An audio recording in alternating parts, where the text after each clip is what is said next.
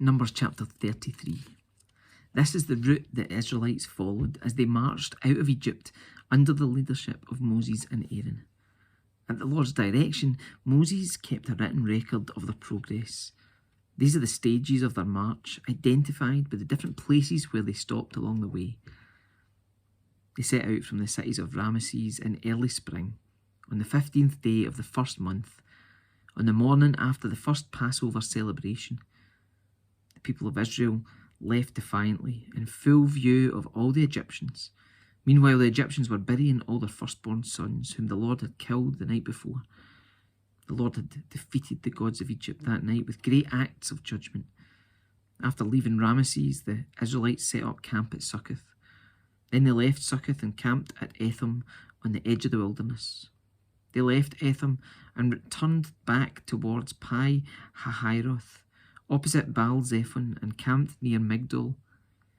They left Pi Hahiroth and crossed the Red Sea into the wilderness beyond. Then they travelled for 3 days into the Etham wilderness and camped at Marah. They left Marah and camped at Elim, where there were 12 springs of water and 70 palm trees. They left Elim and camped beside the Red Sea. They left the Red Sea and camped in the wilderness of Sin. They left the wilderness of Sin and camped at Dophkah. They left Dophkah and camped at Alush. They left Alush and camped at Rephidim, where there was no water for the people to drink. They left Rephidim and camped in the wilderness of Sinai. They left the wilderness of Sinai and camped at Kibroth Hattaavah. They left Kibroth Hattaavah and camped at Hazeroth. They left Hazeroth and camped at Rithmah.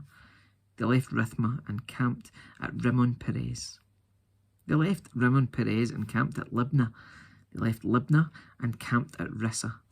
They left Rissa and camped at Kehelathah. They left Kehelathah and camped at Mount Sephir.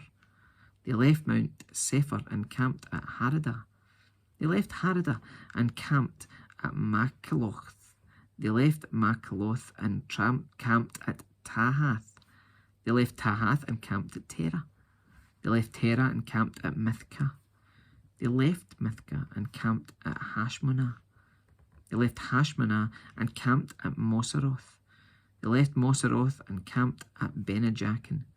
They left Benajakin and camped at Hor Haggidad. They left Hor Haggidad and camped at Jotbathah. They left Jotbathah and camped at Abrona. They left Abrona and camped at Ezion Geber. They left Ezion Geber and camped at Kadesh in the wilderness of Zin.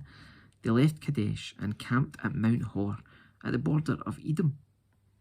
While they were at the foot of Mount Hor, Aaron the priest was directed by the Lord to go up the mountain, and there he died. This happened in midsummer, on the first day of the 5th month of the 40th year after Israel's departure from Egypt. Aaron was 123 years old when he died there on Mount Hor. At that time, the Canaanite king of Arad, who lived in the Negev in the land of Canaan, heard that the people of Israel were approaching his land. Meanwhile, the Israelites left Mount Hor and camped at Zalmunna. Then they left Zalmunna and camped at Punon. They left Punon and camped at Oboth. They left Oboth and camped at Ai Abiram on the border of Moab. They left Ai Abiram and camped at Dibon Gad. They left Dibon Gad and camped at Ammon Eblathaim. They left Ammon de Blathaim and camped in the mountains east of the river, near Mount Nebo. They left the mountains east of the river and camped on the plains of Moab, beside the Jordan River, across from Jericho.